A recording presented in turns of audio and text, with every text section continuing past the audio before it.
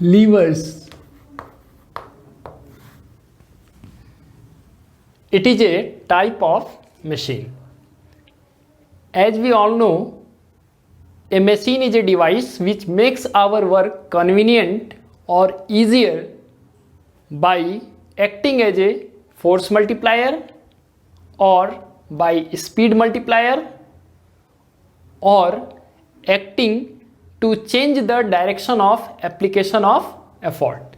ये तीन कैरेक्टरिस्टिक्स में से कोई एक भी कैरेक्टरिस्टिक अगर मशीन के पास है या डिवाइस के पास है तो उसको हम लोग मशीन के कैटेगरी में रख सकते हैं। ठीक है, अच्छा, तो पहले हम जान लेते हैं कि लीवर्स होते क्या हैं। ठीक है, तो लीवर्स को डिफाइन कर लेते हैं। It is a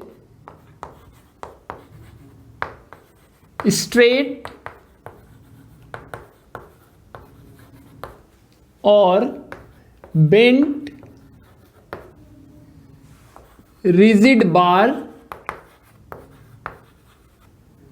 which is capable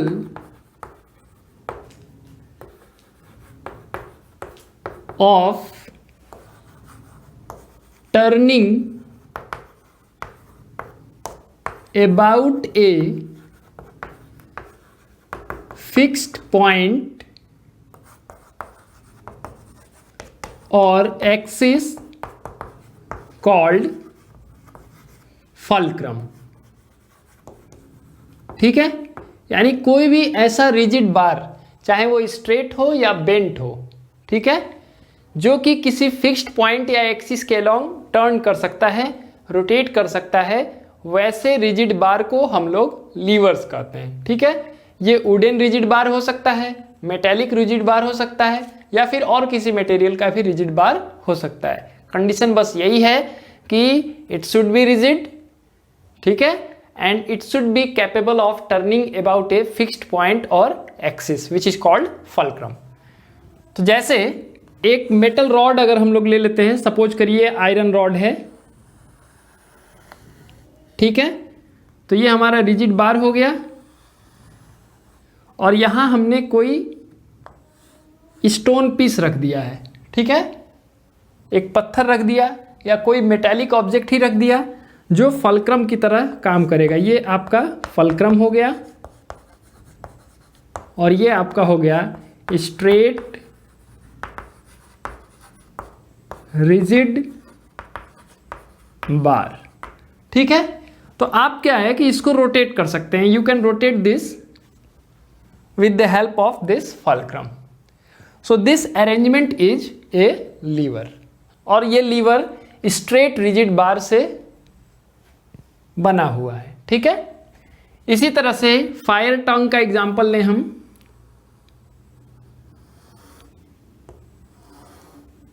fire टंग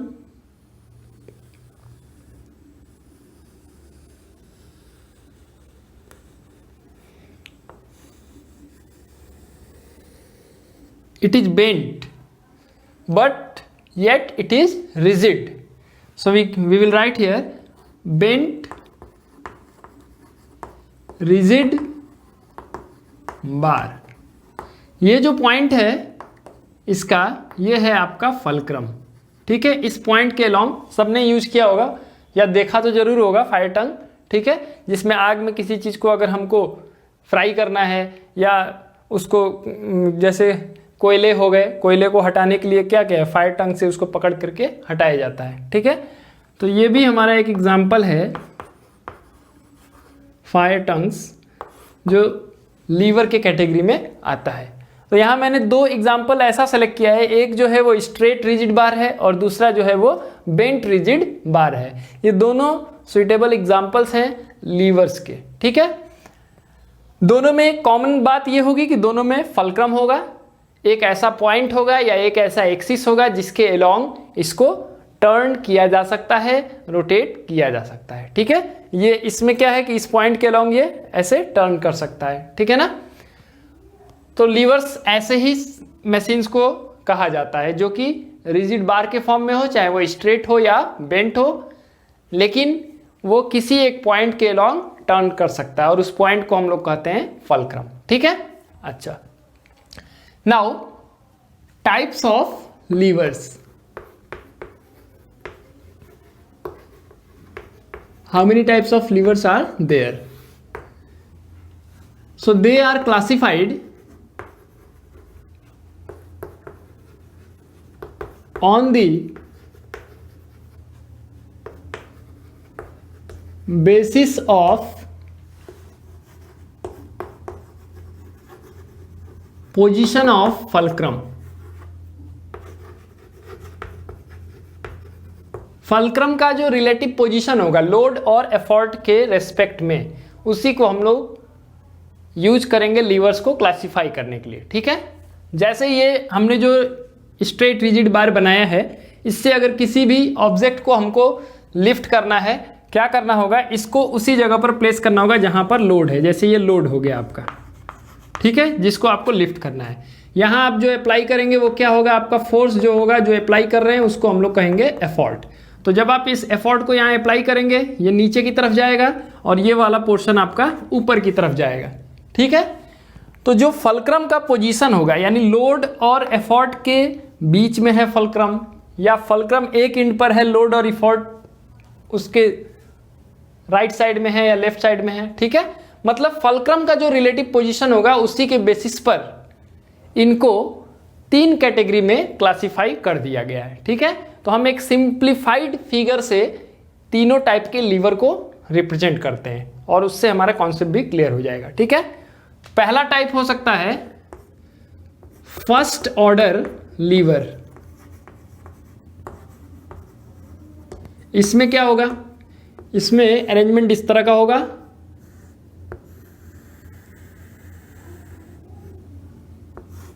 अब ये मैं रिजिड बार जो है वो स्ट्रेट ले रहा हूं, बेंड भी हो सकता है, अलग अलग तरह के लीवर होते हैं, लेकिन एक सिंपल सा केस लेकर के हम लोग कैटेगराइज कर रहे हैं लीवर्स को. ठीक है, अब देखिए यहां पर आपका लोड है,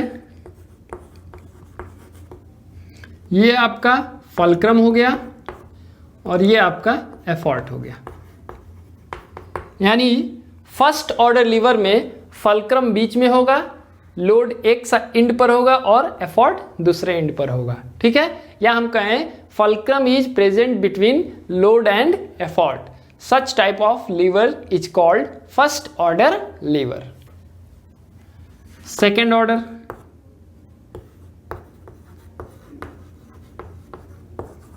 लीवर. सेकेंड ऑर्डर में लीवर में क्या होगा, इसमें लोड बीच में होगा, यहां आपका फल्क्रम हो गया. ठीक है, ये आपका लोड हो गया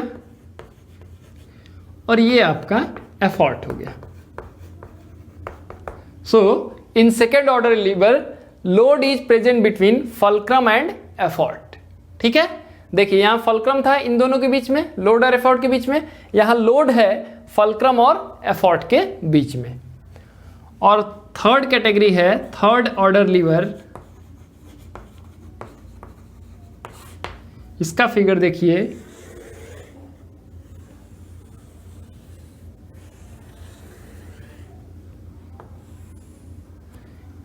यहां ही फल्क्रम बना दे रहे हैं जैसे ये है. ठीक है, अब यहां एफर्ट जो है बीच में हो गया और लोड एक एंड पर हो गया, ये लोड हो गया आपका. ठीक है, तो आप देखिए इसमें क्या डिफरेंस हो गया, effort is between fulcrum and load. ठीक है, तो तीनों कैटेगरी जो बनाया गया है, बस उसमें आपको पोजीशन देखना है. याद रखने का आसान सा तरीका होगा FLE.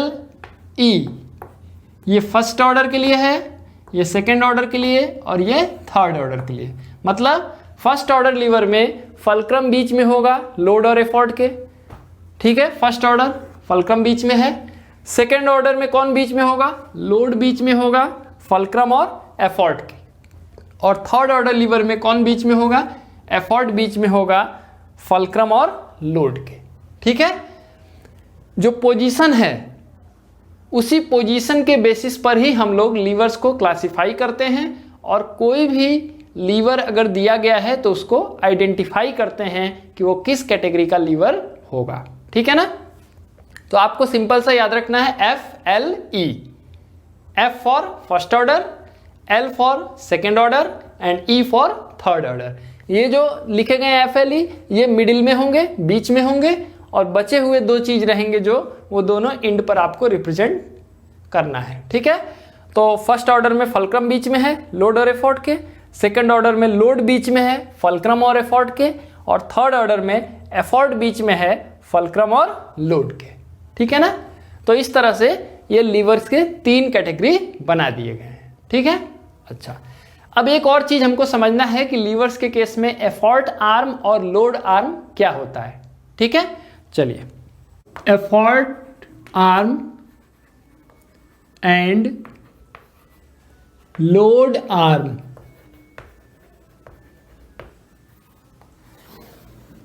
ठीक है, तो एक फिगर हम बना देते हैं। फर्स्ट ऑर्डर लीवर का एक फिगर मैं यहां बना रहा हूं जिससे हम लोग इस कॉन्सेप्ट को समझ लेंगे। यह आपका रिजिड बार हो गया, यहां आपका फल्क्रम हो गया, ये सपोज कर लेते हैं लोड, और ये सपोज कर लेते हैं एफर्ट। ठीक है, तो एफर्ट आर्म क्या है, लोड आर्म क्या है, ये दो चीज समझना है हम लोग को। एफर्ट और लोड क्या होते हैं, फोर्स होते हैं। ठीक है, तो ये इसका point of action of force हो गया, यहां पर ये फोर्स लग रहा है और यहां पर ये फोर्स लग रहा है। तो यहां से लेकर के फल्क्रम तक का जो परपेंडिकुलर डिस्टेंस होगा, परपेंडिकुलर डिस्टेंस आपका शॉर्टेस्ट डिस्टेंस होता है, तो the perpendicular distance of effort from the fulcrum is called effort arm. यानी अगर हम लोग इसको ड्रॉ करना चाहें तो यहां से लेकर के यहां तक का जो परपेंडिकुलर डिस्टेंस है इसको हम लोग कहेंगे एफर्ट आर्म। ठीक है, perpendicular distance of effort from the fulcrum is called effort arm. और उसी तरह से लोड के केस में क्या होगा, perpendicular distance of load from the fulcrum is called load arm. ठीक है, यही आपका एफर्ट आर्म और लोड आर्म हो गया। ठीक है, डिफाइन कर देते हैं। Effort arm, the perpendicular distance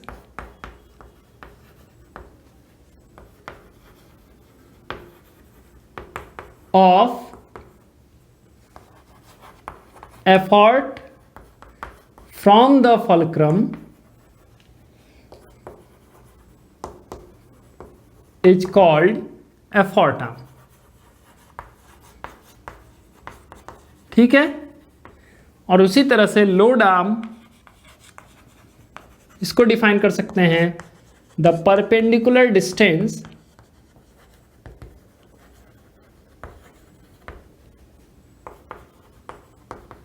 of load from the fulcrum is called load arm. ठीक है, तो ये हमारा हो गया effort arm and load arm of lever. ठीक है, अच्छा ये अगर फल्क्रम हम लोग राइट साइड में शिफ्ट करें, ये फल्क्रम अगर इधर तरफ शिफ्ट करते चल जाएं तो एफर्ट आर्म इंक्रीज होगा और लोड आर्म क्या होगा, डिक्रीज हो जाएगा। ठीक है ना, क्योंकि ये डिस्टेंस ही तो हम लोग मेजर कर रहे हैं, तो जब ये एफर्ट यहां से आपको मेजर करना है, अब ये फल्क्रम अगर इधर शिफ्ट होगा, राइट साइड में शिफ्ट होगा, इधर शिफ्ट होगा, तो ये एफर्ट आर्म आपका इंक्रीज हो जाएगा। और लोड आर्म क्या हो जाएगा, क्योंकि ये फल्क्रम लोड की तरफ जा रहा है तो लोड आर्म आपका डिक्रीज हो जाएगा। ठीक है ना, समझ में आ रहा है। उसी तरह से अगर ये फल्क्रम लेफ्ट साइड में शिफ्ट हो तब क्या होगा, लोड आर्म बढ़ जाएगा और एफर्ट आर्म घट जाएगा। यानी सिंपल सी बात है कि फल्क्रम जितना दूर जाएगा उतना ही आपका वो पार्टिकुलर आर्म इंक्रीज होते चला जाएगा। जैसे एफर्ट से दूर जाएगा तो एफर्ट आर्म बढ़ जाएगा, लोड से अगर दूर जा रहा है फल्क्रम तो लोड आर्म बढ़ जाएगा। ठीक है, ये आपका कॉन्सेप्ट हुआ एफर्ट आर्म और लोड आर्म का। ठीक है, अच्छा अब हम लोग अगर इसको देखें, ये जो अरेंजमेंट है, ऐसा अरेंजमेंट हम लोग मोमेंट ऑफ फोर्स के समय भी डिस्कस किए थे कि यहाँ पर जो ये लीवर का अरेंजमेंट है ये प्रिंसिपल ऑफ मोमेंट को फॉलो करेगा, है ना। ये जो देखिए यहाँ पर जो फोर्स लग रहा है वो इसको क्लॉक वाइज रोटेट करेगा, इसलिए ये जनरेट करेगा क्लॉक वाइज मोमेंट। और यहाँ जो फोर्स क्रिएट हो रहा है एफर्ट के रूप में, ये इसको एंटी क्लॉकवाइज रोटेट करने का प्रयास करेगा, यानी ये एंटी क्लॉकवाइज मोमेंट जनरेट करेगा। ठीक है, और जब ये इक्विलिब्रियम में होगा तो anti clockwise moment is equal to clockwise moment होगा, और इसी को हम लोग प्रिंसिपल ऑफ मोमेंट कहते हैं। लीवर के केस में इसी को हम लोग कहेंगे प्रिंसिपल ऑफ लीवर्स। ठीक है, तो चलिए उसको हम लोग जान लेते हैं, प्रिंसिपल ऑफ लीवर्स कैसे रिप्रेजेंट करते हैं। ठीक है, okay. Principal of levers, so we can write all levers at equilibrium obey principle of moments, that is sum of anti-clockwise moment is equal to sum of clockwise moment। ठीक है, अब ये हमारा एक लीवर हो गया।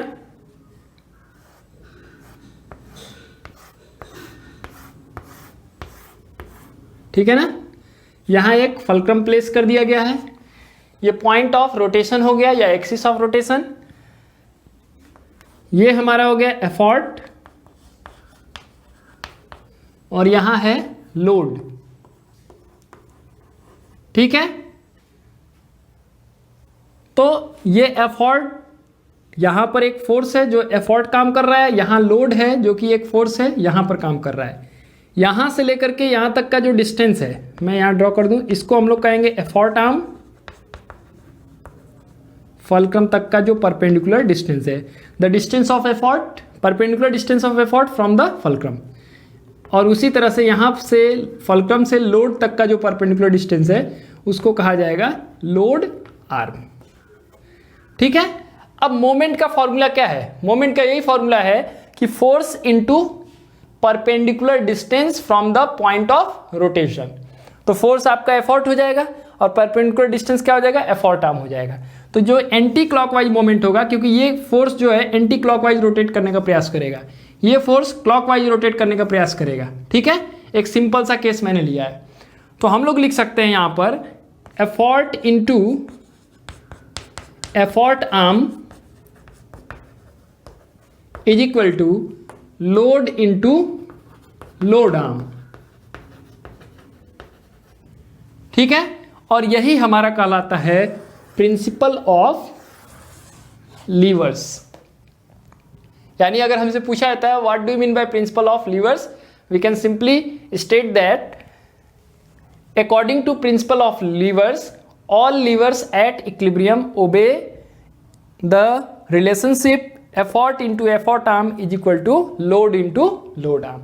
This is called principle of levers. ठीक है, अब इसको आगे हम लोग दूसरे फॉर्म में भी रिप्रेजेंट कर सकते हैं। कैसे?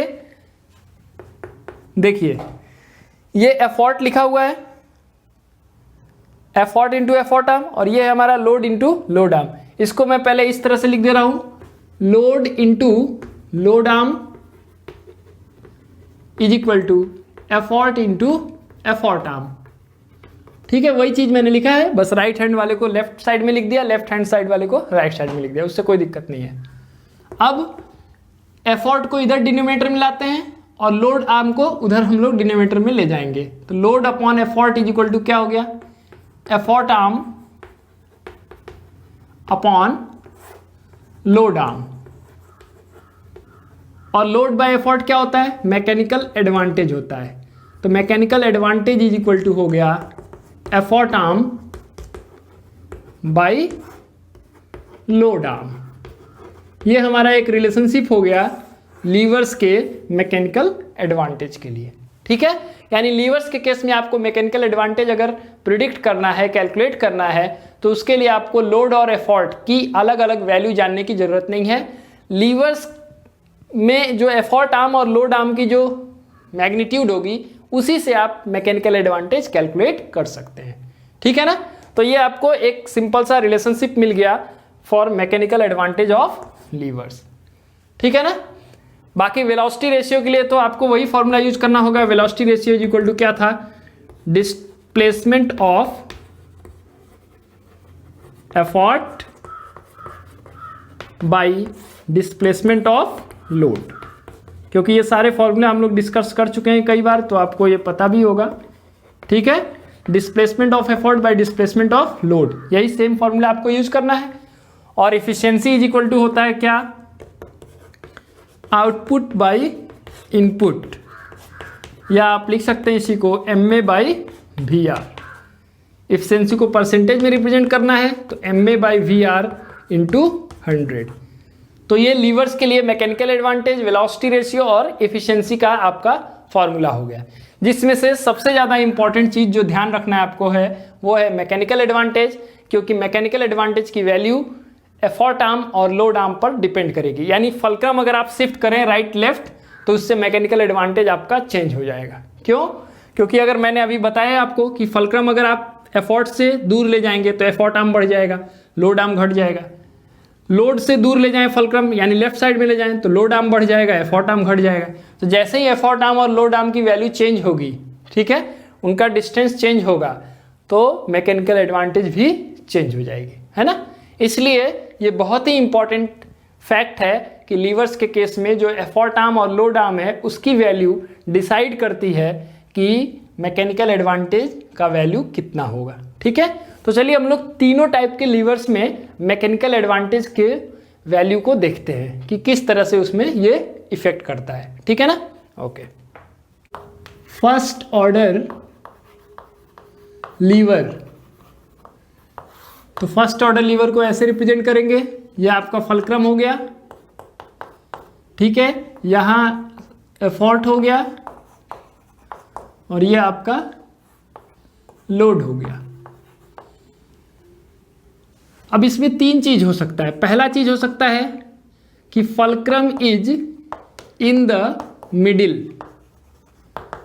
ठीक बीच में है, तो क्या होगा, effort arm is equal to load arm. ठीक है, ये फलक्रम ठीक बीच में होगा तो जितना आपका एफर्ट आर्म होगा उतना ही आपका लोड आर्म होगा। और इस सिचुएशन में आपका मैकेनिकल एडवांटेज जो होगा, mechanical advantage is equal to होता है effort arm upon load arm. ये दोनों सेम है वैल्यू, इसलिए इसकी वैल्यू हो जाएगी 1। ठीक है, यानी फर्स्ट ऑर्डर लीवर में अगर फलक्रम ठीक बीचों बीच है एफर्ट और लोड के, तो उस सिचुएशन में मैकेनिकल एडवांटेज की वैल्यू 1 होगी। दूसरा केस हो सकता है fulcrum is shifted towards load. Fulcrum जो है लोड की तरफ शिफ्ट हो जाए, इधर शिफ्ट हो जाए, तब क्या होगा, effort arm will become greater than load arm. Effort arm बड़ा हो जाएगा लोड आर्म से। अभी मैंने बताया कि ये अगर इस साइड में ले जाएंगे तो ये एफर्ट आर्म बड़ा होगा और लोड आर्म क्या होगा, छोटा हो जाएगा। तो इस केस में mechanical advantage is equal to होता है effort arm by load arm. तो एफर्ट आर्म अगर बड़ा है लोड आर्म से, यानी numerator is greater than denominator, so mechanical advantage is greater than 1। ठीक है, और तीसरा केस है fulcrum is shifted towards effort. Fulcrum जो है एफर्ट की तरफ शिफ्ट कर दिया, यानी इधर शिफ्ट कर दिया जाए ऐसे, तो क्या होगा, ये लोड आर्म बढ़ जाएगा, लोड आर्म बढ़ जाएगा और एफर्ट आर्म क्या होगा, घट जाएगा। तो हम कह सकते हैं कि effort arm is less than load arm. अब एफर्ट आर्म छोटा हो जाएगा, तो mechanical advantage is equal to होता है effort arm upon load arm. ठीक है, क्योंकि लोड आर्म बड़ा है, एफर्ट आर्म छोटा है, यानी न्यूमरेटर छोटा डिनोमिनेटर बड़ा, तो mechanical advantage is less than 1।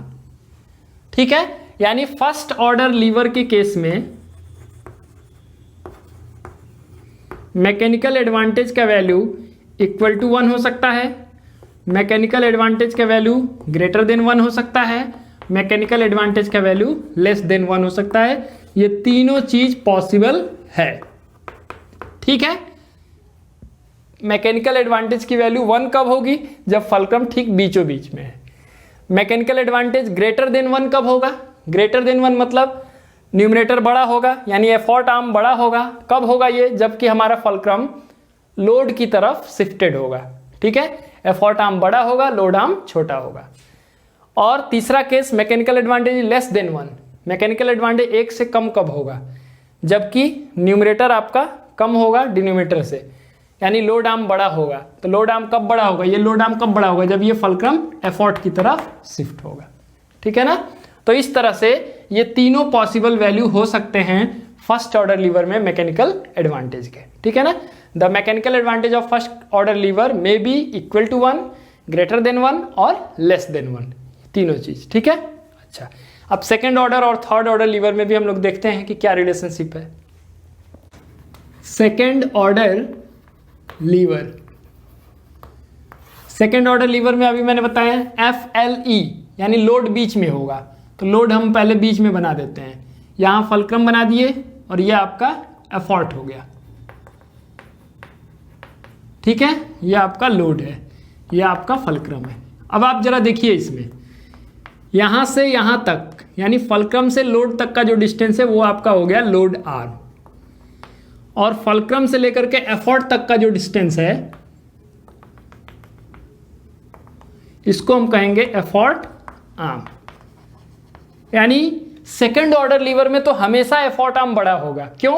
क्योंकि लोड तो बीच में है, एफर्ट और फलक्रम के बीच में है, तो लोड आर्म हमेशा छोटा होगा एफर्ट आर्म के।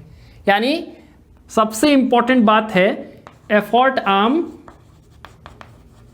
Is always greater than load arm. Effort arm हमेशा बड़ा होगा लोड आर्म से।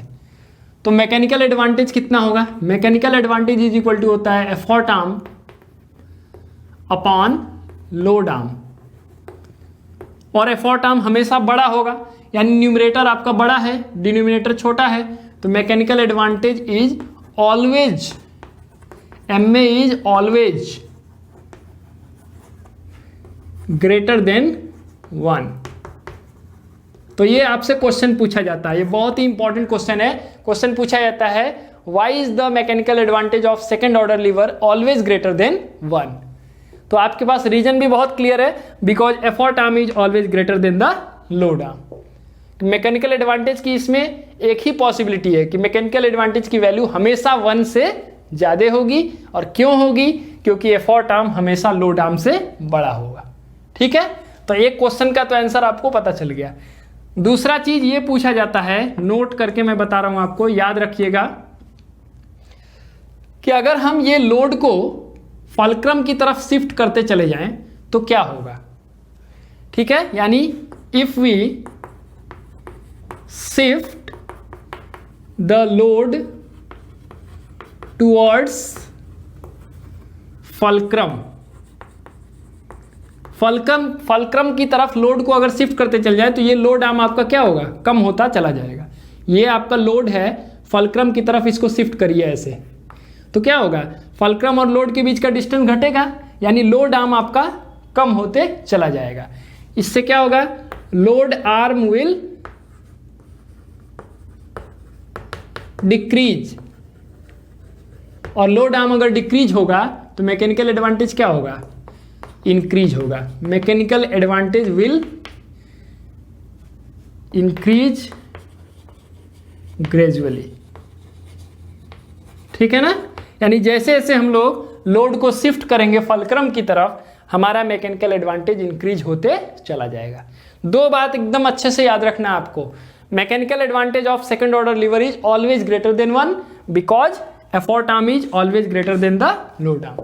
दूसरा चीज पूछा जाता है, how can you increase the mechanical advantage of second order liver.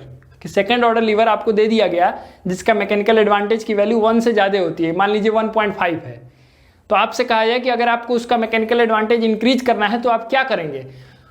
तो सिंपल सा आंसर है, we will shift the load towards the fulcrum.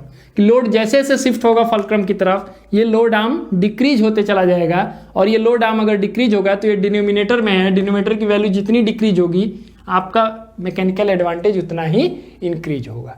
यानी one way by which we can increase the mechanical advantage of second order lever is that we will shift the load towards the fulcrum. एक तरीका जिससे हम लोग mechanical advantage अपना increase कर सकते हैं सेकेंड ऑर्डर लीवर का, वो ये है कि इसमें लोड को फलक्रम की तरफ शिफ्ट करते चले जाएंगे, जिससे हमारा लोड आर्म डिक्रीज होगा और मैकेनिकल एडवांटेज आपका इंक्रीज होगा। ठीक है, तो ये बहुत ही स्पेशल है, आपको याद रखना है, बहुत बार एग्जाम में पूछा गया है, इसलिए आप इसको बहुत ध्यान से याद रखिएगा कि mechanical advantage of second order lever is more than 1 because effort arm is greater than the load arm, and if we shift the load towards the fulcrum mechanical advantage will gradually increase। इसी तरह इसके opposite पूछ लिया जाए कि load को अगर हम लोग फलक्रम से दूर ले जाएं तब क्या होगा, तब लोड आर्म बढ़ेगा और मैकेनिकल एडवांटेज आपका डिक्रीज होगा। जस्ट इसका अपोजिट बात अगर कहा जाए कि if we shift the load towards the fulcrum जो लिखा गया है away from the fulcrum then mechanical advantage will decrease. ठीक है ना, केसेस बना के हम लोग को पढ़ना चाहिए कि प्रैक्टिकली समझना चाहिए चीज़ों को। इससे क्या होता है कि एग्जाम में कुछ नए क्वेश्चंस भी अगर आपसे पूछे जाते हैं तो उसको आप एनालाइज करके सही आंसर बता सकते हैं। ठीक है ना, चलिए अब हम लोग थर्ड ऑर्डर लीवर में मैकेनिकल एडवांटेज की वैल्यू देखते हैं। थर्ड ऑर्डर लीवर, अब FLE मतलब एफर्ट बीच में होगा। एफर्ट आपका ये हो गया, यहां फलक्रम हो गया और ये आपका लोड हो गया। तो आप देखिए लोड आर्म ये हो गया ना, लोड आर्म फलक्रम से लोड तक की डिस्टेंस, और ये हो गया आपका एफर्ट आर्म। तो आप देखिए एफर्ट आर्म यहाँ छोटा है, लोड आर्म बड़ा है, यानी हम लोग लिख सकते हैं effort arm is less than load arm. इस वजह से मैकेनिकल एडवांटेज का फॉर्मूला है effort arm upon load arm. Effort arm छोटा है लोड आर्म से, मतलब न्यूमरेटर छोटा है डिनोमिनेटर से, सो mechanical advantage is less than 1, always less than 1। तो आप देखिए बहुत ही इंपॉर्टेंट कंक्लूजन है कि फर्स्ट ऑर्डर लीवर में मैकेनिकल एडवांटेज का वैल्यू 1 हो सकता है, ग्रेटर देन 1 हो सकता है, लेस देन 1 हो सकता है। सेकेंड ऑर्डर में क्या होगा, सेकेंड ऑर्डर में ऑलवेज ग्रेटर देन 1, और यहाँ क्या है ऑलवेज लेस देन 1। तो यहाँ भी पूछा जाता है why is the mechanical advantage of third order lever always less than 1। Reason क्या बताएंगे, because effort arm is always less than load arm. Effort arm is always less than the load arm, यही आपका answer हो गया। ठीक है, आगे एक चीज और आपको याद रखना है, नोट मैं लिख दे रहा हूं, क्या, third order lever always act as a speed multiplier. ये बहुत ही इंपॉर्टेंट है, it always act as a speed multiplier. क्यों कह रहा हूं मैं, क्योंकि देखिए अगर मैकेनिकल एडवांटेज लेस देन 1 है, मतलब जितना हम इनपुट देंगे उससे कम हमको आउटपुट मिलेगा। ठीक है ना, पहली बात ये तो ठीक है, किसी भी मशीन के लिए होता है, लेकिन हम जितना फोर्स लगा रहे हैं वो फोर्स मल्टीप्लाई नहीं करेगा, ये फोर्स मल्टीप्लायर नहीं है। ठीक है, आपका फर्स्ट ऑर्डर लीवर और second order liver force multiplier हो सकता है, लेकिन ये फोर्स मल्टीप्लायर नहीं होता है। ठीक, तो ये फिर भी क्यों यूज किया जाता है, इसलिए यूज किया जाता है क्योंकि ये स्पीड मल्टीप्लायर होता है। ठीक है ना, तो इसलिए जो है थर्ड ऑर्डर लीवर को स्पीड मल्टीप्लायर के रूप में यूज किया जाता है। ठीक है, because load moves through a greater distance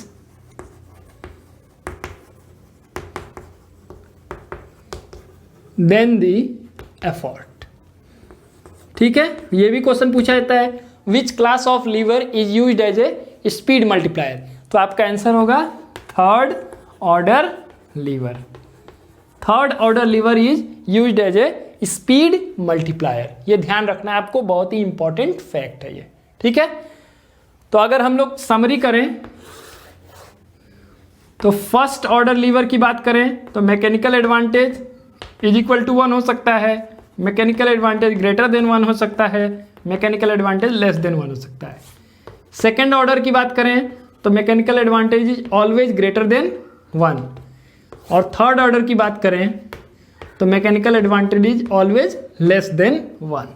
ये आपको अच्छे से ध्यान रखना है इसको, ठीक है।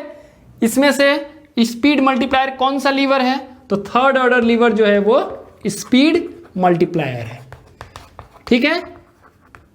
ये आपको ध्यान देना है, ठीक है ना। सेकेंड ऑर्डर में आपसे पूछा ये भी जाता है कि लोड को अगर हम लोग शिफ्ट करें फलक्रम की तरफ तो क्या होगा, या फलक्रम से दूर शिफ्ट करें तो क्या होगा।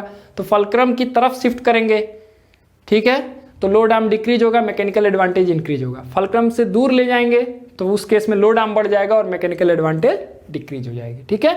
थोड़ा सा इसको फिगर बना करके खुद से एक्सप्लेन करना है इसको। फिगर बना लीजिए और एफर्ट आर्म देखिए, लोड आर्म देखिए कहाँ है, उसको रिप्रेजेंट करिए फिगर में।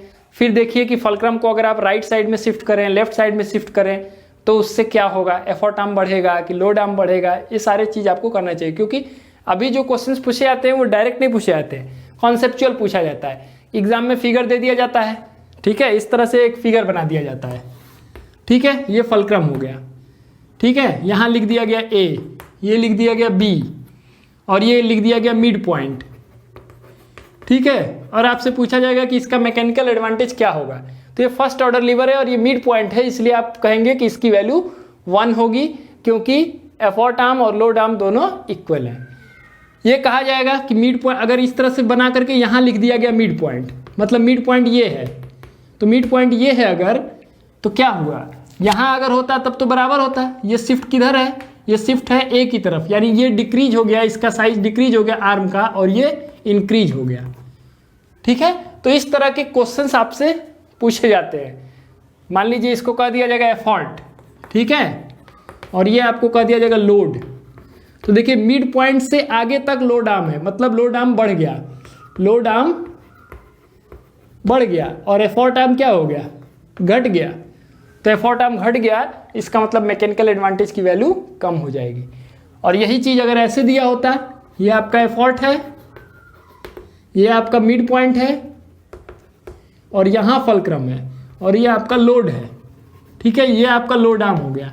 तो आप देख सकते हैं आधा से ज़्यादा आपका एफर्ट आर्म है, तो यहाँ एफर्ट आर्म बड़ा है, तो मैकेनिकल एडवांटेज के वैल्यू क्या होगा, ग्रेटर देन 1 होगा। इसलिए डायरेक्ट क्वेश्चन पूछा जाए जरूरी नहीं है, कॉन्सेप्चुअल भी पूछा जाता है, इसीलिए फिगर बनाना बहुत जरूरी है कि फिगर बना करके खुद से प्रिडिक्ट करना कि क्यों मैकेनिकल एडवांटेज 1 होगा, क्यों ग्रेटर देन 1 होगा, क्यों लेस देन 1 होगा। ये सारे केस क्लियर करना चाहिए हम लोग को, ठीक है ना। तो आप क्लियर कर लीजिएगा इसको। अब आगे जो भी हम लोग का टॉपिक होगा वो हम लोग आगे की क्लास में डिस्कस करेंगे, ठीक है ना। Thank you.